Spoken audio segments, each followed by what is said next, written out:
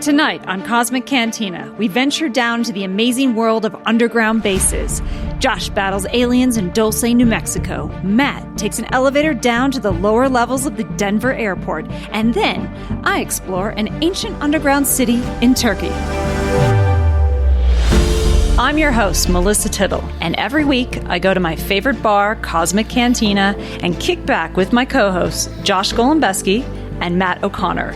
We talk about aliens, Bigfoot, ghosts, ancient cultures, and anything from the unseen world that needs a little illumination.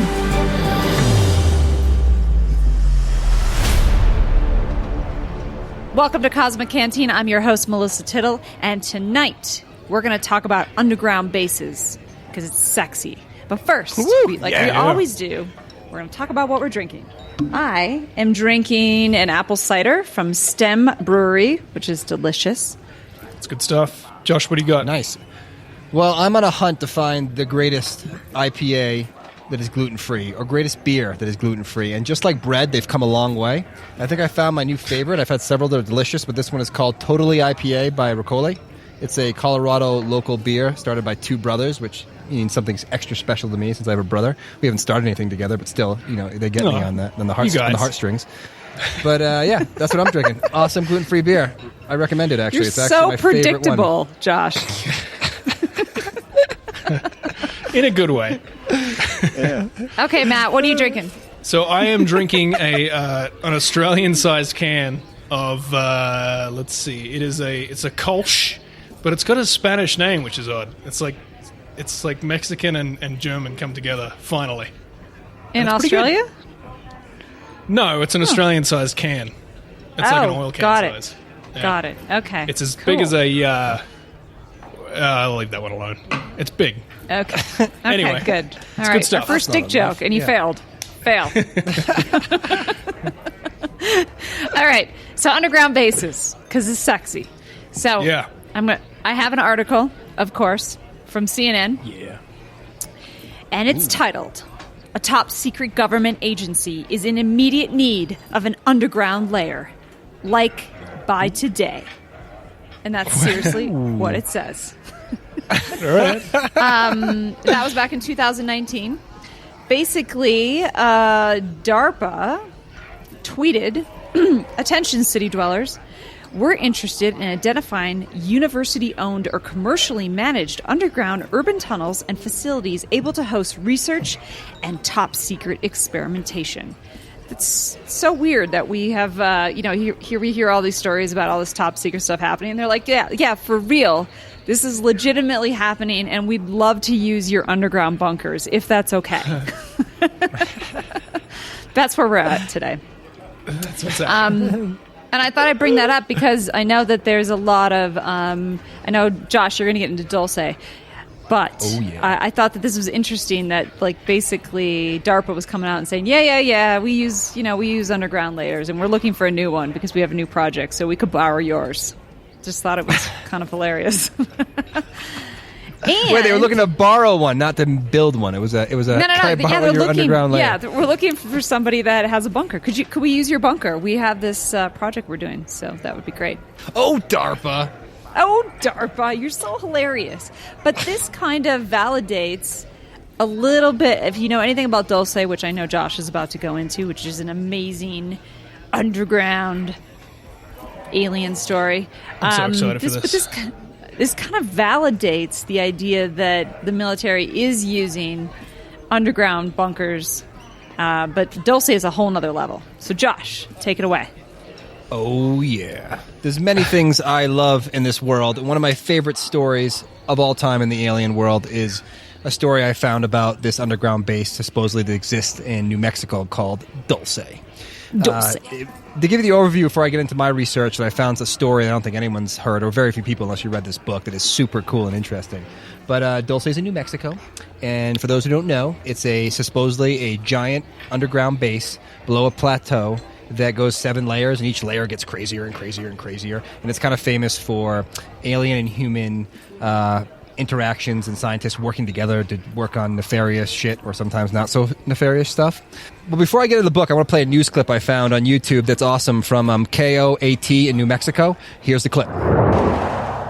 Dulce is a quiet, unassuming town nestled in northern New Mexico. Many of its residents are members of the Jicarilla Apache tribe. They swear. I tell stories, but my nose isn't growing.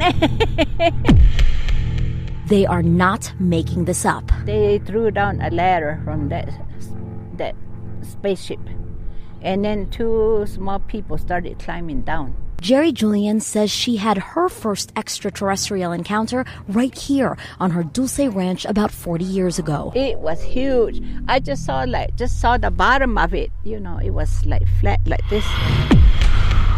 Many of her neighbors claim similar strange sightings. Fat in the middle and kind of like rounded on the sides. You're speechless, You just don't know what to think, It's just like, it's like nothing you've ever encountered before. Why are stories of the extraordinary ordinary here? I do not know.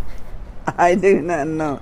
Probably in kind of that big mountain we have right there, Rumor has it there is a secret base hidden underneath the Archuleta Mesa here. The mountain overlooks Dulce. Some people in town say the base is run by aliens working with our federal government to conduct mind control and genetic experiments. Do you believe that?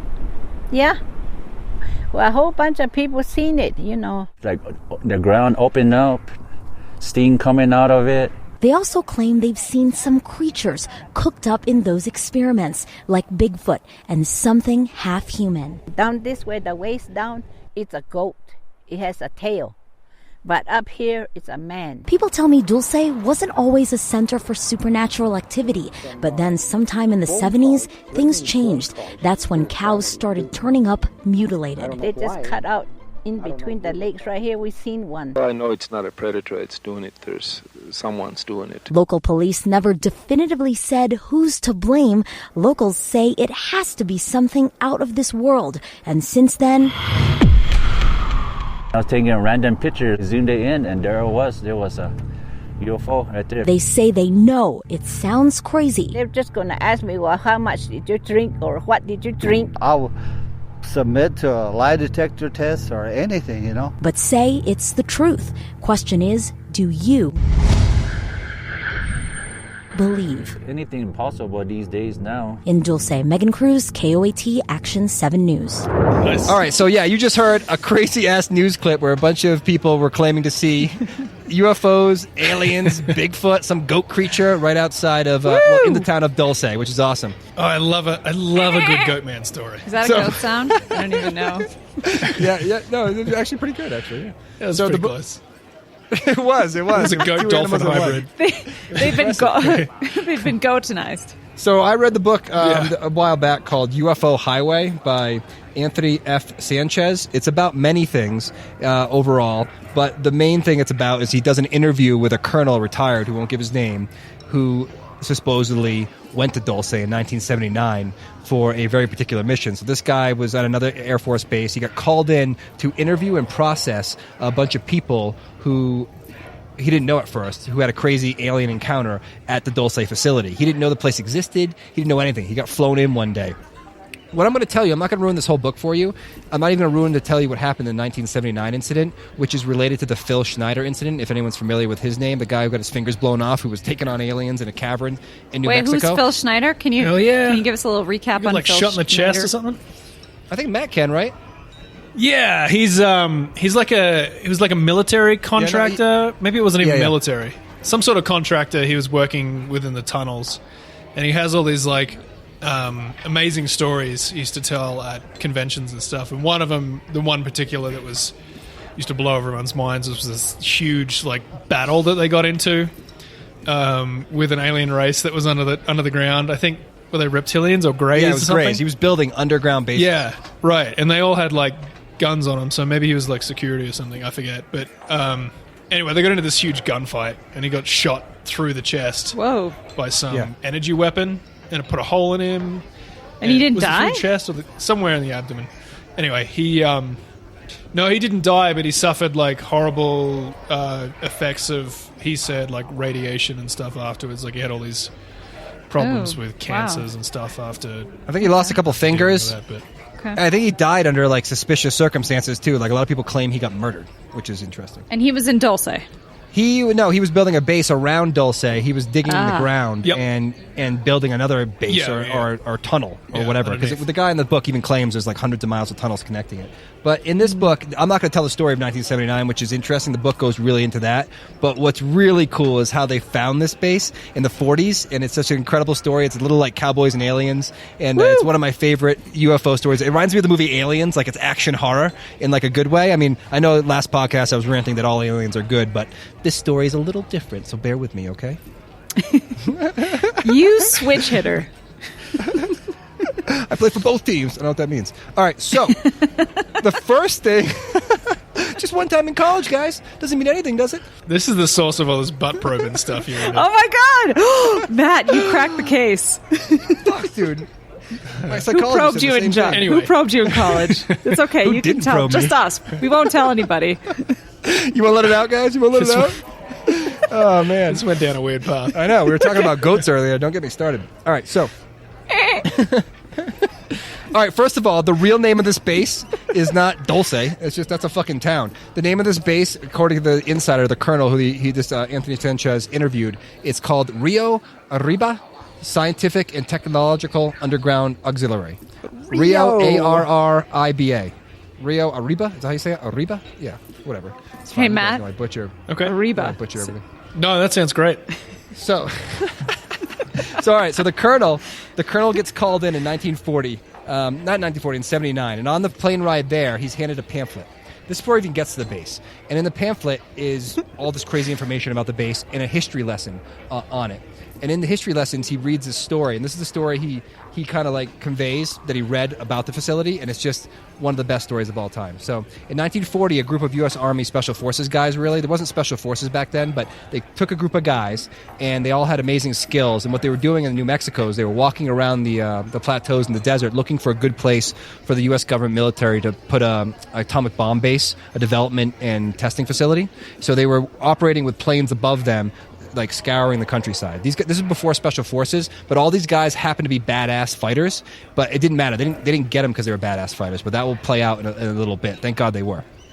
So they were looking for these sites, and they stumbled across an entrance. I don't have great information about the entrance. The author talks about it for a long time. It's really hidden, really well done, but it's definitely there. And people like literally like jog past it and stuff. It's kind of like hidden in plain sight kind of thing. But these guys go into the base, and this is where it gets awesome. So they first go in, and immediately they come across the top floor, and there's basically everything's covered in screens, kind of like iPhone or touch screens.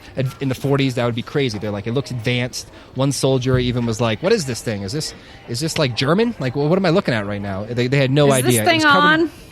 Yeah, is this thing on? What is going on here? There was cables with light in it, all this weird tech shit that looked really advanced, but everything was kind of covered in dust. But right near the entrance, they noticed that there was one thing they noticed too was like the chairs and stuff were too small for humans. It was like little subtle signs that it was getting alien-y. Like things just looked like they were built for like smaller people or something. It was really bizarre. But they started seeing dead bodies right away, human bodies, and they were like, "What the fuck is that? Why the human bodies Like everywhere?" fresh, And they noticed, like fresh bodies? No, like older, and I'll get to like how old in a second. And they see Okay. these bodies, and they see like a bow and arrow. They see like a native Apache sword from like the 1800s. They end up carbon dating it and figuring out what it is, and it was all from the late 1800s. So something stormed in the 1800s with bows and arrows, a bunch of Apache warriors. And what else they found a few feet away or further down the hallway were a bunch of diminutive little bodies, like little like bones and stuff to basically aliens. But you know the way it's written and when you're reading it, it's like, you know, they don't know what it is at first. They're like, "What the hell is that?" And they're there and they find like more bows and arrows. So clearly there was like an Apache fight between these aliens at like the top floor, and they got into it. And like whatever happened, the Apaches lost and left clearly, but they drove these aliens back to a certain point. But all the bodies are still there and all the equipment, and everything's covered in dust. So clearly this battle happened like 100 years ago, and they're all confused. So this is one of the quotes that one of the soldiers gave, because back then they didn't have anything digital, so they wrote everything down in journals to describe things. He wrote, "Everything we are finding is highly sophisticated in design, way beyond our latest military electronic equipment. It looks to be German, possibly." So, okay. One of the questions I asked is, what were Apache warriors doing here, and why were they fighting, and for what reason? So they go deeper into the cavern. The tech kind of gets crazier and crazier as they go lower and lower, which I'm not really sure why. It might make sense later and we could talk about it. But they find I just wonder why they said it was German. I guess they were, What year was Well, this again? 79. 1940. So anything No, this is 40. advanced